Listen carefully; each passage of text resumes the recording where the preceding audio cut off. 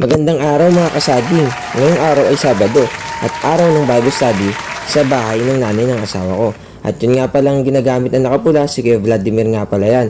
At itong nagkakamot ng labi, si Kuya Aldrich, at ang nakapula ay mama ni Kuya Vlad.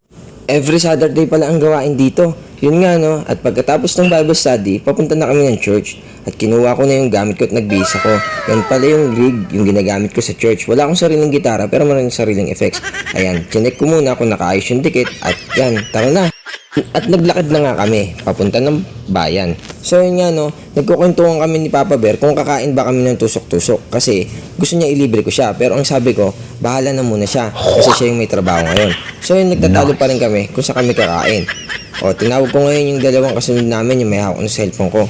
Ayan, kasama ko pala si Banana at Jojoy at yung kasama namin na youth na si Kim, ewan ko kung kanino siyang anak. At yun na nga, patawid na kami ng kalsada. So yun na guys, at pinutol ko na actually kakain kami talaga ng tusok-tusok, naghahanap kami. So yun, nagtatanong ako, saan ba tayo kakain ngayon?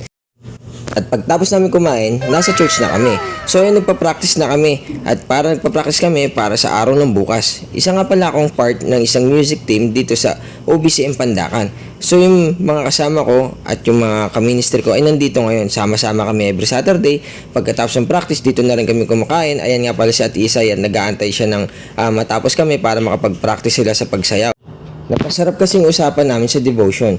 Pinag-aaralan namin yung salita ng Diyos kaya na-enjoy namin at medyo na-late ang aming start ng practice. Pero ganun pa man, kami ay nagpapasalamat sa Diyos at sama-sama kami every Saturday para mag-practice para sa ikapupuri at kaluluwalhati ng ating Panginoon.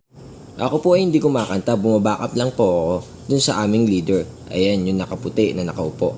Siya po si Ate Bel at siya po ang ginagamit na song leader sa aming team. So yung nakaupo naman, na gitaristang bata, ayan si Kuya Dwayne. At yung nakatayo na parang si Pepe Smith, siya pala si Daddy Camilo. Yung drummer namin hindi makita kasi naarangan ni Kim. Pero siya si Kuya Paul, isa siya sa pinaka-humble at magaling na drummer na nakilala ko. So every Saturday kami ay nandito para magsama-sama at mag-practice para sa araw ng linggo. Sa mga magtatanong bakit kami tumutugtog, kami ay tumutugtog para mapapurihan ng Panginoon at maitaas siya. At sa kanya lang namin lagi ibalik ang glory. Siya lang ang magaling. Siya ang dapat itaas. Siya ang dapat idakila. So yun nga no mga kasaging no. Sa mga hindi nakakaalam at sa mga nag-aakalang corny ang pagsamba sa Panginoon at paglingkod, doon kayo nagkakamali. Dahil napakasarap na may mga kapatid ka sa pananampalataya na iisang puso nyo para purihin at itaas ang Diyos. Lagi nyong tatandaan na lagi nating pasalamatan at awitan ng Panginoon sa lahat ng ating kakayanan. Lagi natin siyang purihin.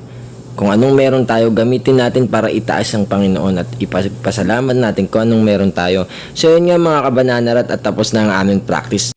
At ito isa sa pinapaborito namin at sama-sama naming pagkain. So yun na nga no, mga kasaging, ang sarap ng aming sama-samang pagkain at busog na kami. Hindi naman nahalata, tinan mo. Oh, diba? Yun na, hanggang dito na nga lang aking vlog. Salamat! Bye-bye!